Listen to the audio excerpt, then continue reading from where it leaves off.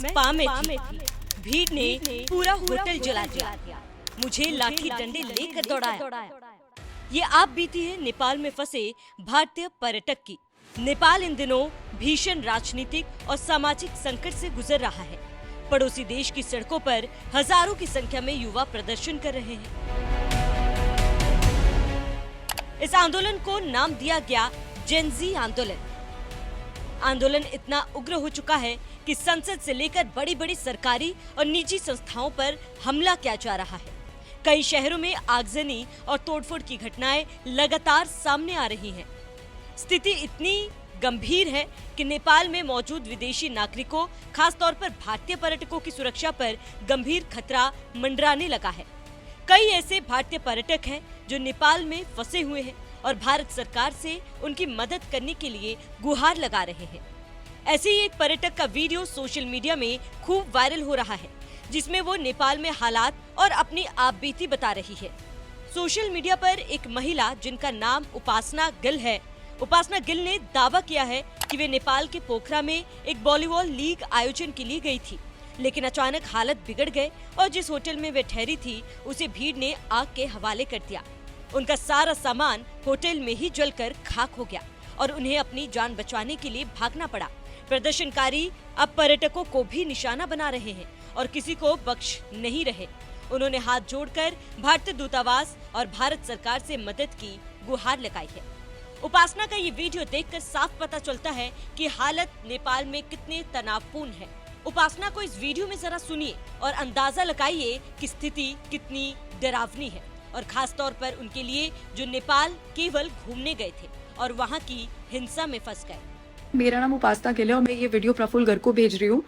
मैं Indian embassy से request करती हूँ कि वो प्लीज़ हमारी हेल्प करे। जितने लोग हमारी हेल्प कर सकते हैं प्लीज़ हेल्प करें। मैं यहाँ पोखरा नेपाल में फंसी हुई हूँ। मैं यहाँ पे एक वॉलीबॉल लीग होस्ट करने आई थी और अभी फिलहाल हमारा जो होटल है जहाँ पे मैं रुकी थी वो जला दिया गया है। मेरा सारा लगेज, मेरा सारा सामान मेरे रूम में था और वो होटल को पूरा जला दिया। मैं स्पा में थी और वहाँ पर पीछे मेरे लोग भाग रहे थे बहुत बड़े डंडे लेके, और मैं जैसे जैसे अपनी जान बचा के बस वहाँ से बाहर निकली हूँ। एक बहुत रिक्वेस्ट है आप सबसे बहुत बड़ी कि आप में से जो यहाँ पे हेल्प कर सकता है प्लीज़ करें।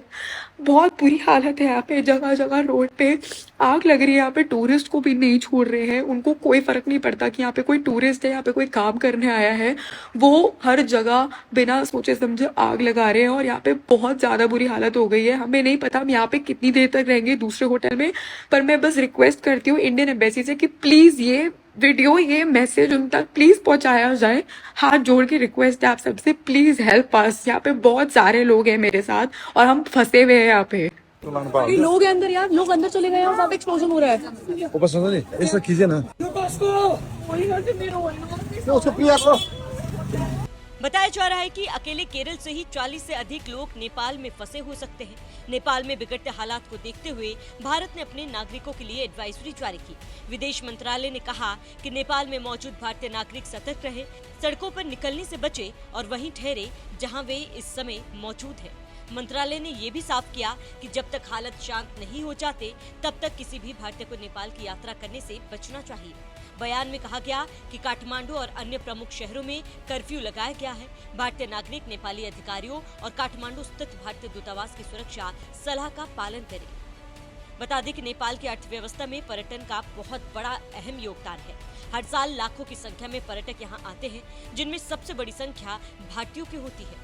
पर्यटन से जुड़े होटल, ट्रैवल कंपनियां और स्थानीय व्यवसाय नेपाल की अर्थव्यवस्था की रीढ़ मानी जाती है। लेकिन मौजूदा हालात में पर्यटक खुद को असुरक्षित महसूस कर रहे हैं और यह नेपाल के पर्यटन क्षेत्र के लिए एक बड़ा झटका साबित हो सकता है। ऐसे में भारत और नेपाल के बीच सदियों पुराने सांस्कृतिक, सामाजिक और आर्थिक रिश्ते रहे। लाखों नेपाली नागरिक भारत में काम करते हैं और भारत से बड़ी संख्या में पर्यटक नेपाल जाते हैं। लेकिन मौजूदा हिंसा और अस्थिरता से दोनों देशों के बीच आवाजाही और कारोबार पर भी असर पड़ सकता है। अब आपको बताते हैं कि नेपाल में आखिर हिंसा क्यों हुई। हिंसा की वजह सोशल मीडिया पर लगाया गया बैन बताया जा रहा है। नेपाल सरकार ने हाल ही में फेसबुक, व्हाट्सएप, इंस्टाग्राम और यूट्यूब सहित 26 सोशल मीडिया ऐप्स पर प्रतिबंध लगा दिया था। इस फैसले के खिलाफ खासकर युवाओं, विशेषकर जेन ज़ी वर्ग में आक्रोश भड़क उठा। देखते ही देखते विरोध प्रदर्शन हिंसक हो गए और कई जगहों पर आगजनी और तोड़फोड़ की घटनाएं सामने आई। इस हिंसा में कई लोगों की मौत की खबर भी है।